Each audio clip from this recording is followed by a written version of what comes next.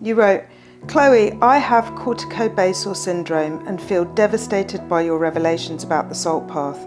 I've been reading the book and found my diagnosis was remarkably similar. My wife and I were inspired by the story and given real hope. If you are right, then that hope is extinguished.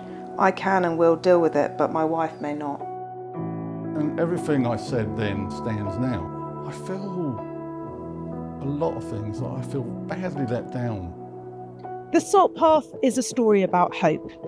It's why the book's become a literary phenomenon, selling over 2 million copies around the world. And it's why my reporting for The Observer about the deceit at the heart of the supposedly true story has had such an impact.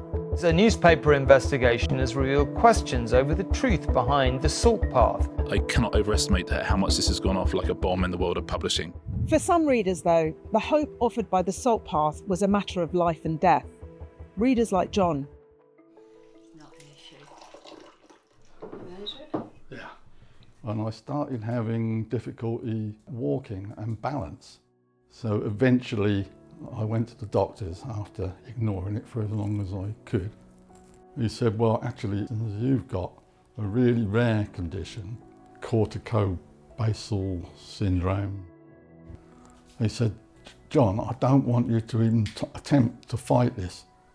He said, I've seen so many people that try and fight this and prove it wrong and things, and it's caused them innumerable problems. He sort of pretty much said it as it was, that it was an inevitable decline leading to death. But that's not the Salt Path story. The book recounts how Raynor and Moth walked the 630-mile southwest coastal path soon after his diagnosis. The couple have repeatedly claimed that walking helped reverse Moth's symptoms and has kept him alive for 18 years. It was John's wife, Bridget, who first came across the book.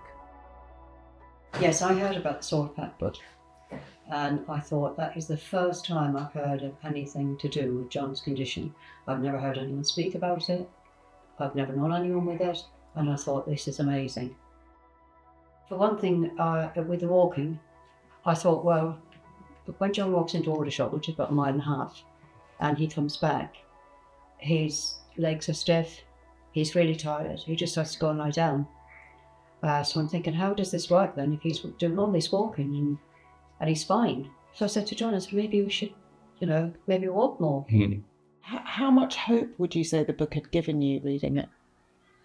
Did it give you hope? I don't think it gave me as much hope as it gave John. I believed every word of it because I wanted to believe it. I've spoken to 10 neurologists in my research about the Salt Path. John's doctor is the first who's been willing to speak so publicly. He's an expert in degenerative neurological conditions.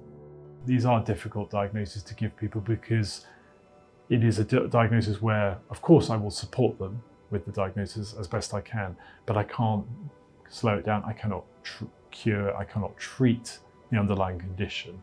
And I know that it's going to cause the patient a relentless progressive decline, which is very difficult to bear.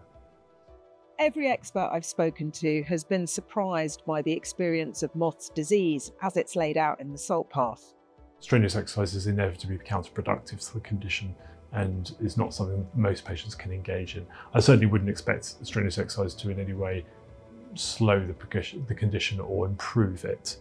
Have there been tests to see if strenuous exercise or exercise of any kind would help the condition? How do we know that it doesn't work?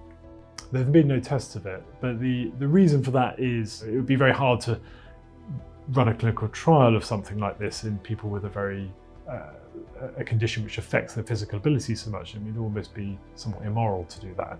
You would be subjecting them to trying to do physical feats that they could not manage. And so yes, that would be kind of ethically inappropriate.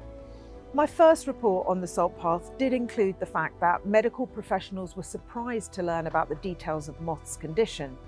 The day after that report was published, I received a moving email from a member of the public. It was John.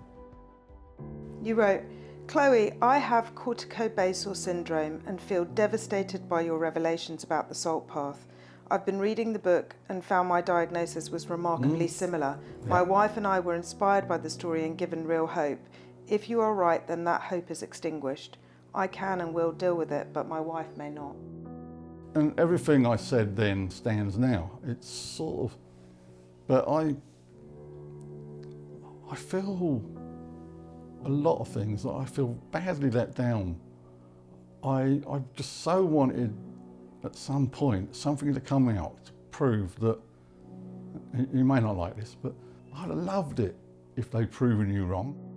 After my story was published, Raynor Winn released 3 medical letters that show that doctors did believe Moth's symptoms could be aligned with a type of corticobasal syndrome, although they did say they thought it was an atypical, slow-progressing and very mild form of the disease.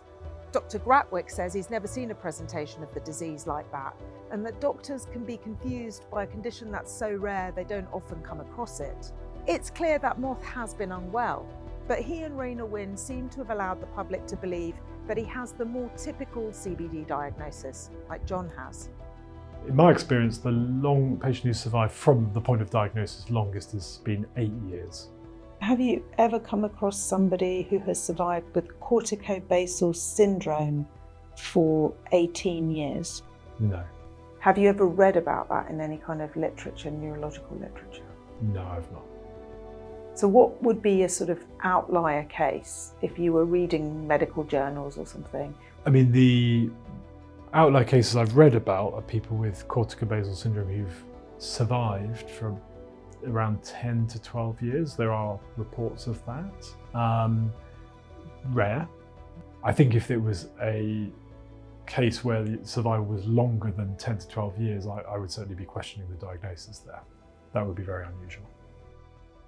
For John, what was once hope has now turned to anger. I find it insulting that if someone's trying to tell me that this irreversible disease you've got that has no cure, no medication, well, it's your own fault because you haven't walked enough. I've spoken to other CBD sufferers too, who say that false hope risks robbing them of the chance to use the little time they have left meaningfully. John started writing poetry about his condition, and he's told me he's not afraid of death. I've always had more trouble with living than I ever will with dying. I'm glad I know, and I can start trying to put a few things in order. And we had a lot of stuff to do.